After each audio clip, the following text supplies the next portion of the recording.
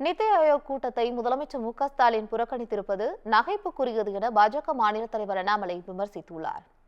இதுகுறித்து அவர் தனது எக்ஸ் வலைதள பக்கத்தில் மத்திய அரசு தாக்கல் செய்த நிதிநிலை அறிக்கை ஏழை எளிய மக்கள், பெண்கள், இளைஞர்கள், விவசாயிகள் என அனைத்து தரப்பினரும் பயனடையும்படி வெகு சிறப்பானதாக அமைந்துள்ளதாக குறிப்பிட்டுள்ளார்.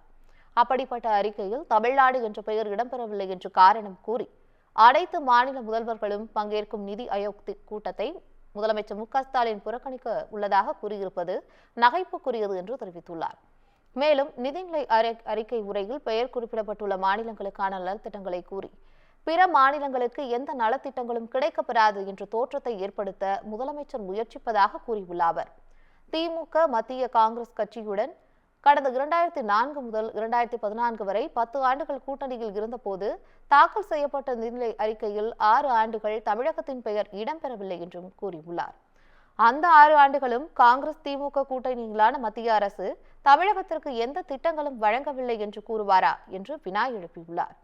ஒரு நாள் விளம்பரத்திற்காக இதுபோன்ற வீண் நாடகங்களை அரங்கேற்றுவதை நிறுத்திவிட்டு தமிழகத்தின் நலனை முன்னிறுத்தி ஆக்கப்பூர்வமான அரசியலை முன்னெடுக்க வேண்டும் என்றும் அண்ணாமலை வலியுறுத்தியுள்ளார்.